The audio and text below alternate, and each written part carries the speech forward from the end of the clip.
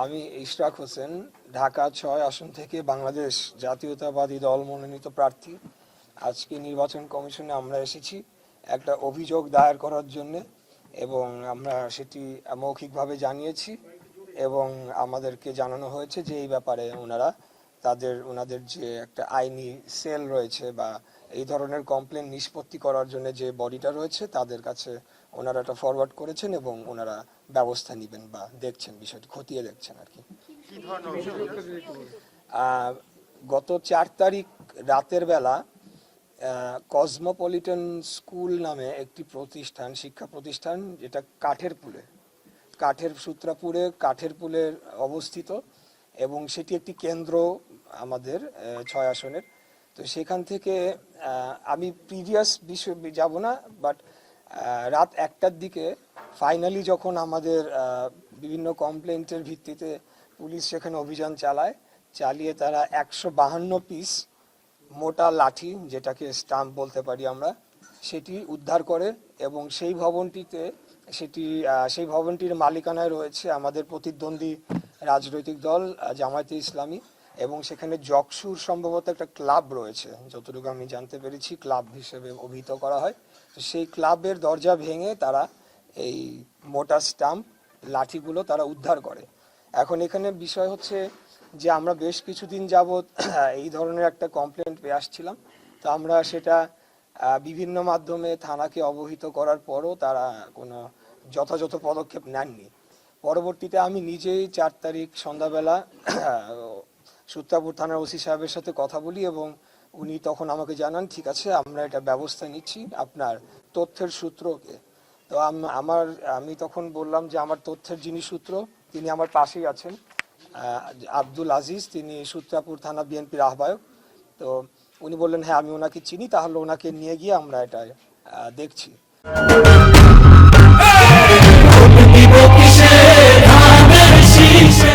কিন্তু যেটি হয়েছে যে উনি কাউকে না জানিয়ে উনি ভবনে যান, যে মালিক পক্ষকে সতর্ক করে দেন, এবং সতর্ক করে দেওয়ার ৪ ঘন্টা অতিবাহিত হওয়ার পর আমরা জানতে পারি যে এরকম পরিস্থিতি। সেখানে 2টি পিকআপ ট্রাক আসে, পিকআপ ট্রাকে এসে বড় বড় বস্তায় করে বিপুল সংখ্যক লাঠিসোঁটা সেখান থেকে নিয়ে যাওয়া হয় এবং আগ্নেয়াস্ত্র রয়েছে বলে আমাদের কাছে আগের থেকেই অভিযোগ ছিল।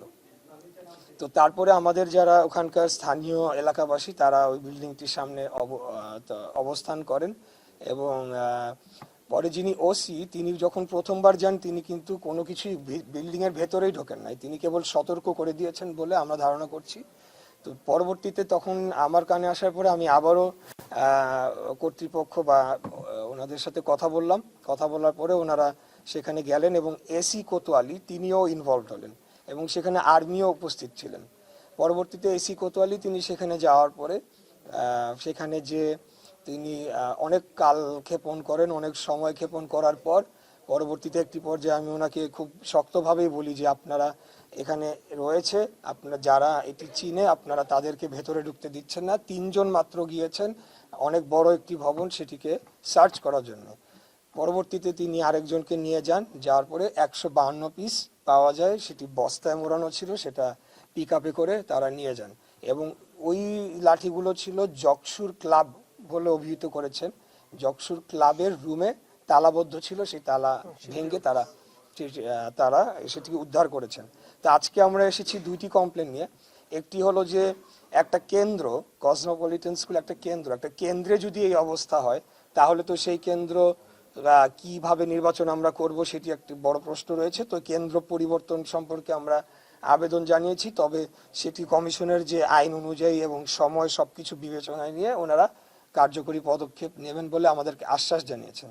আরেকটি হলো সূত্রাপুর থানার যিনি ওসি সাহেব আছেন, তো ওনার ব্যাপারে আমাদের এটি একটা সম্মিলিত অভিযোগ এলাকাবাসী সহ আমাদের, কারণ ওনাকে জানানোর পরেও তিনি প্রবেশ করেননি এবং তিনি একটা উইন্ডো স্পেস করে দিয়েছেন, যেই সময়টির মধ্যে ধারণা করা হচ্ছে লাঠিসোঁটার বাইরেও আগ্নেয়াস্ত্র সেখান থেকে বহন করে বের করে নিয়ে যাওয়া হয়েছে।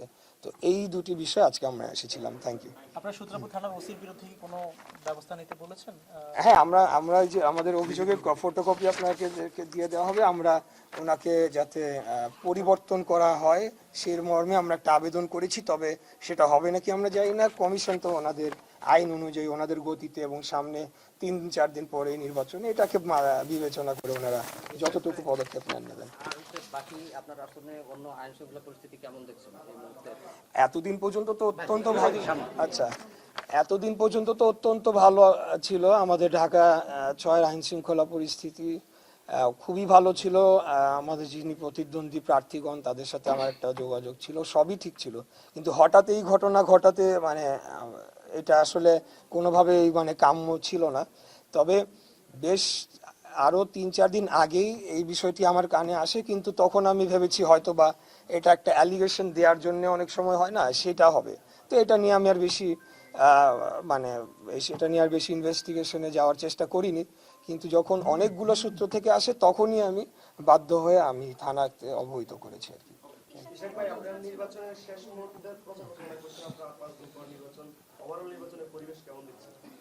আমি তো মনে করি বাংলাদেশে আপনি যদি ইতিপূর্বের ইতিহাস পর্যালোচনা করে সব নির্বাচনকে আপনি পর্যালোচনা করেন তাহলে তো অত্যন্ত শান্তিপূর্ণ রয়েছে।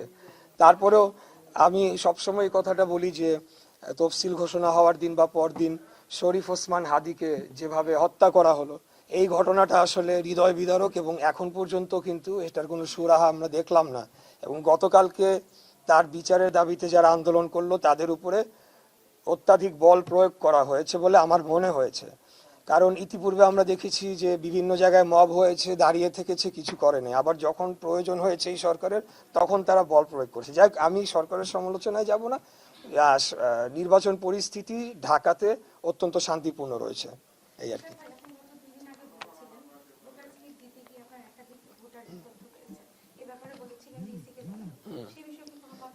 জি, এই বিষয়ে আমাদের দুইটি বিষয় আমাদের পরবর্তীতে নজরে এসেছে। সেটি হলো যে অ্যাপটা আপডেট করার একটা বিষয় ছিল, সেটি আপডেট হওয়ার পরে আরেকটু নিখুঁতভাবে এসেছে। কিন্তু তারপরেও আমরা দেখছি যে বেশ কিছু হোল্ডিংয়ে 15 জন 20 জন করে এক্সট্রা ভোটার, যেটা বিগত আওয়ামী সরকারের সময় এগুলো করা হয়েছিল।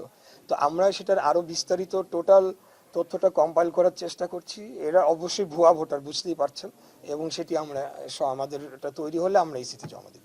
একটা ব্যাপার হচ্ছে আপনাদের এখানে বিভিন্ন আসনে ছোট বড় বিভিন্ন সমস্যা হচ্ছে যেহেতু প্রতিপক্ষ দলের সাথে, এই ক্ষেত্রে আপনাদের কেন্দ্রীয়ভাবে কি নির্দেশনা রয়েছে এই কোনো ধরনের বড় ধরনের সংঘাত সহিংসতা যেন না হয় সেক্ষেত্রে? এটা তো অ্যাবসলিউটলি নট। আমরা তো অবশ্যই কোনো ধরনের সংঘাত চাবো না, এবং আমরা অবশ্যই চাবো একটা শান্তিপূর্ণ উপায়ে ইলেকশনটা কন্ডাক্ট হোক। কারণ ইলেকশনের দিনেই তো সব শেষ হয়ে গেল না, ইলেকশনের পরও তো সরকার গঠন হবে। এবং এই ইলেকশনটা যদি প্রশ্নবিদ্ধ হয় তাহলে আমরা তো দেখেছি বিগত সময় প্রশ্নবিদ্ধ ইলেকশনের চূড়ান্ত ফলাফল কোথায় গিয়ে দাঁড়িয়েছে। তো অবশ্যই আমরা সেটা চাই না, কোনো সংঘাতের প্রশ্নই ওঠে না। বরঞ্চ বিভিন্ন সময় আমাদেরকে ব্যক্তিগত আক্রমণ করা হয়েছে, আমাদের সিনিয়র নেতৃবৃন্দকে আক্রমণ করা হয়েছে, আমাকেও ব্যক্তিগত আক্রমণ করা হয়েছে। শুধু আমাকেও না, আমার মৃত বাবাকেও এখানে টেনে নিয়ে আসা হয়েছে। তারপরেও কিন্তু আমরা সেগুলো ভ্রুক্ষেপ করি নাই, কারণ আমরা মনে করছি যে এটা টোটালটাই একটা নির্বাচনকে প্রশ্নবিদ্ধ করা, একটা ডিস্টেবিলাইজ করার দেশকে একটা ষড়যন্ত্র। তাই আমরা সেটিকে পাত্তা দিচ্ছি। প্রশাসনের ভূমিকা কোথাও কোথাও আমরা বলবো যে তারা নিরপেক্ষ ভূমিকা নিয়েছেন। আবার যেমন পরশুদিনের যে ঘটনাটা, সূত্রাপুর থানার ঘটনাটি আপনাদের সামনে বললাম, সেখানে তো আবার কোনোভাবে নিরপেক্ষ তো বলাই যেতে পারে না, বরঞ্চ বলা যেতে হবে এক প্রকার সহযোগিতাই, একটা ক্রিমিনাল অ্যাক্টে সহযোগিতাই করা হয়েছে ঊর্ধ্বতন একজন থানা কর্মকর্তার কাছ থেকে। এটি আমি বলতে চাই। Thank you.